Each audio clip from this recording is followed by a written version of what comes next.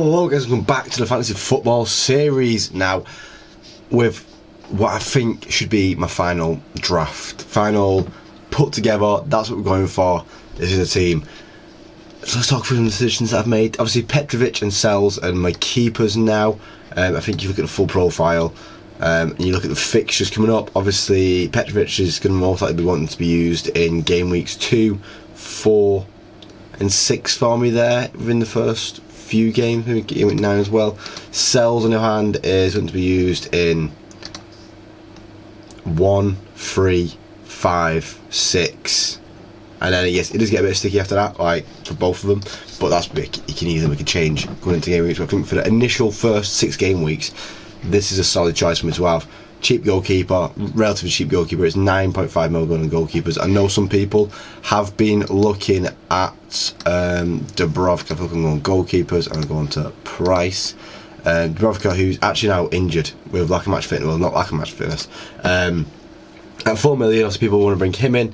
Just not really for me. I don't think there's going to be any other options at a £4 million option. Obviously people will have him in with a 5.5. But a 4 million and a 5.5, that's the exact same that I'm doing here with a 4.5 and a 5 million, and I think it's good enough rotation. Obviously, don't have a 4.5 million goalkeepers. Kepa's not really going to be playing. Nivot will have Verbruggen, we know, still rotates a bit. Verbruggen should be playing most of the games. Jose Sa, once again. Areola, don't expect him to be playing too much this year. I do expect to see Hamarson playing once he actually properly signs. Kelleher looking doubtful as well, so I feel like Petrovic and Sells is the perfect combo, and it's also, from what I was checking, not all too old. Obviously Sells is at 19.2 and Petrovic at 3.8. Petrovic at 3.8 is something I'm very happy with in terms of rotation and getting a little advantage on people, so that is fine by me. We're going to go on to the defenders now, if we do mind. Obviously Gabriel, I feel like, is a shoe-in for most teams most years. He'll get even more points this year. Obviously he gets involved in the goals and assists. Obviously 3 goals for the last 3 seasons, over 3 goals for the last 4 seasons, should I say.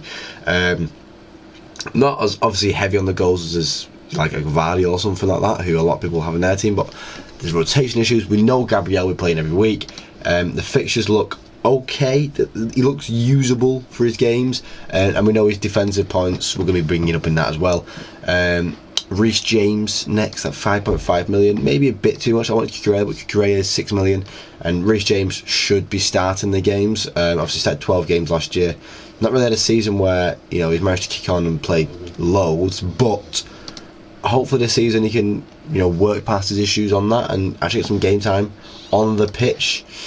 Daniel Munoz, we know how vital he is to his Palace team. His only doubt is just thinking about how tough these first few games are for them with Chelsea, Forest and Villa.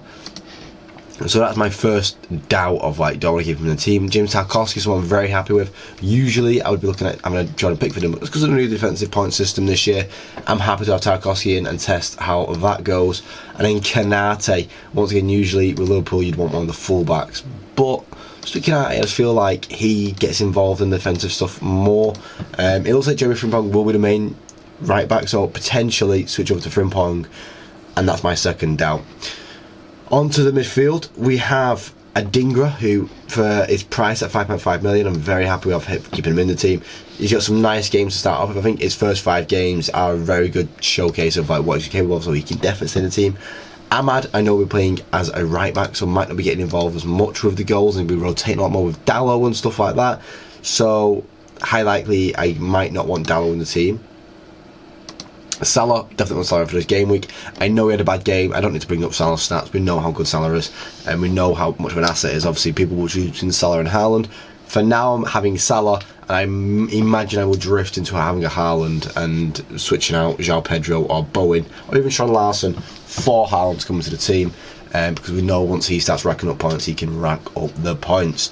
Ismail Assar as well, so how good he was in the Community Shield. He's got a goal in that one, 8 goals, 7 assists last year. He gets involved, and that's what I like where he gets involved, and I feel like he can step up to the mark this year and do even more.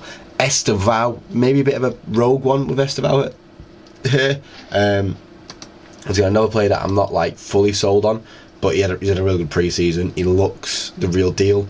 He went with Cole Palmer, but he's another doubt player that I have in the team. There's 25 mil with 4 players to go. It's something that we can work with here. João Pedro, really good time so far for Chelsea. Obviously winning quite a bit, and he's scoring goals quite a bit for him, and he's fit into the system. Someone that I'm happy with in the team for the start of the season. If I go and look at forwards, like in terms of options for forwards, there's not crazy loads. Like I'd like to have Isak on my team at some point, but Isak's a bit more money. He's an extra 3 million to be honest, and scrimping and saving that around the team is a bit more difficult. And then we'll have Watkins, Visser, who I'm not as confident on this year without Mbeumo, Mateta, who I don't want to have 3 Palace players into the team. Obviously we'll be rotating with Delap, Evan Nilsson for Bournemouth, someone that is potentially on that radar as well. Just not the strongest of fixtures to start things off with, so I might be looking at it later. And then if we go over to some of our new signings, we have Gyökeres, who was at 9 million. I imagine Gyökeres is going to have a good year, but he's going to have a good enough year where it's like, yeah, we'll have him in the team. Gui from Sunderland as well. Who else was I looking at? I've seen a few youngers come through. And then we have, Šeško, here we are, Šeško. He's one of them. I'll wait and see how he goes. I don't want to bring him straight away. Wilson Isidore, someone who I look forward to seeing in the Premier League, but I don't think it's going to be crazy on him. João Pedro, Bowen and Sean Larson for me is an ideal front three. It's a good rotational front three, and I think Sean Larson at 6.5 mil is a good option to have in the team. As I said, usually I do like going for a cheaper forward, but I don't think there's any sub 6 million forwards that I'd be like really wanting this year. Let's go back. Oh, we are on the homepage here. I see a Beto at 5.5 million, and Xerxes at 6 million is a really surprising one. I think Xerxes is going to have cracking on a really good year this year, but is what it is. Fulkrug, who I expect to be playing a lot more for West Ham. Osula potentially could be leading the line instead of Isak. On opening game week against Villa. I think he's a good player. 1 goal last year. No actual starts, 124 minutes played. He's one of them where he's going to build into it. And Gary at 4.5 million is a good pricing as well to potentially have like as a cheap striking option for you. But apart from that, nothing too crazy. Rodrigo Muniz as well. 8 goals, 1 assist last year. He gets a game time every now and then, but I think the front three, that is an optimal front three. If I look at the ones that all prices and go on teams to buy, João Pedro at 54.1%, Bowen at 19.3%, and as I said, Sean Larson is a good little option on the side at 5.3%. Not many people are holding him, so if he does have a good game week, I'll take a massive advantage off of that. Let's look at the midfield. Really look at the midfield team on buy. Salah, who we got in the team, is at 54.6. Cole Palmer's actually got a heavy 56.5%. He's actually the most owned player. Obviously, people are backing them for a very good season there. And if you look at my other midfield options, Sa at 4.4. I think I've got a pretty rogue selection. I'm not gonna lie to you. Ahmad at 3.5, who we did have in the team, but we're looking at keeping him. Adingra at 2.2%. And then Estevao at a nice 1.7%. If Estevao has a good time, then I really do make some play off it. It's just something that, am I confident of it? I've not seen him play in the Premier League yet, but it gives me 6.5 mil. So we're going to remove him for now. We're going to have a look at anything below an £8 million. Obviously, Mbeumo at 16.4% ownership. I actually think Cunha's going to be more of the enjoyable one to watch. I'm going to bring in a United player, but if I bring in a United player, it does mean I need to drop down someone else in the team. Eze as well, 7.5 mil. Obviously, that's why I've gone with Sarr, because I think Eze and Sarr are pretty level with each other and what they're going to be doing this year. Alanga as an option at £7 million there, 9.2% ownership. People like Caicedo, because he's going to be getting the defensive stuff. Baleba, Gakpo, who expect to be a big part of Liverpool this year. So I'm definitely. I think I'm happy taking the chance with Estevao, and taking that risk.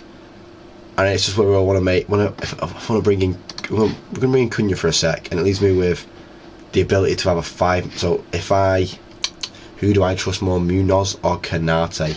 Let's look at defenders and let's see where our defending ownership is. So Wan-Bissaka is actually the most owned defender. People are expecting the defensive introduction there to be massive for him, but he's only side tackles.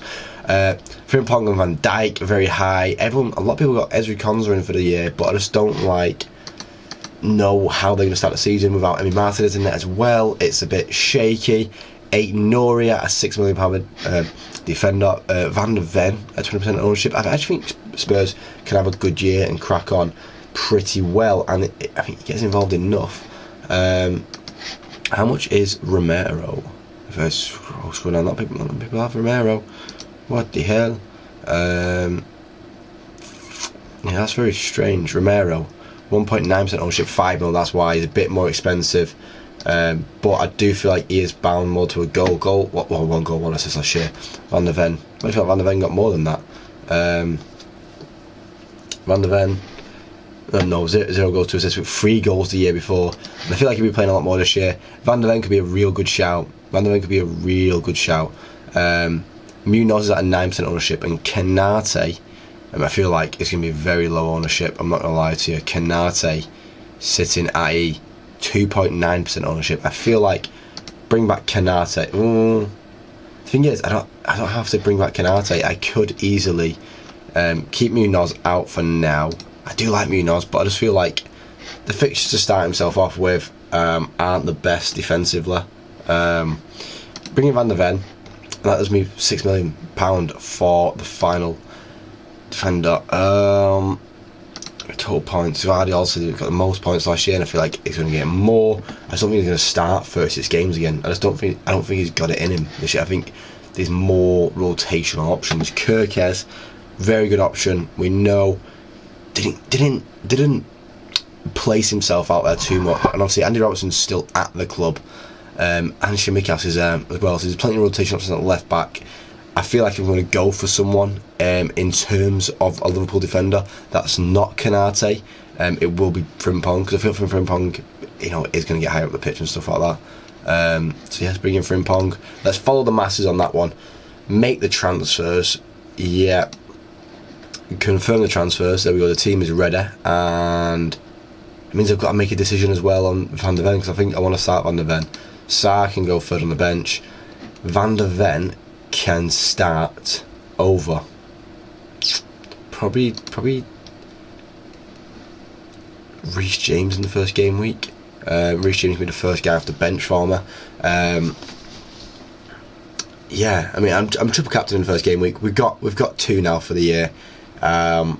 So Salah always scores in that first game week. I feel like triple captain straight off the bat.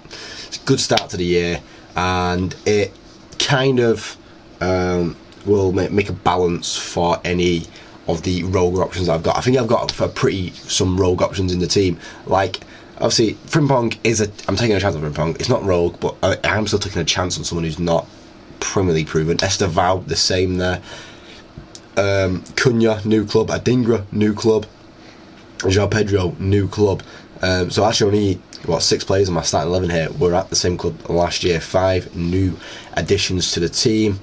See what we can do. Obviously, I feel like I've got a nice selection for the first game week, and we'll see where we go with it. We'll see how the defensive points add into it, and we'll catch up where we are next week. And yeah, if you like the video, please leave a like. We'll see more. Subscribe. Thank you for watching the video, guys, and hopefully I do catch you on the next one. Cheers.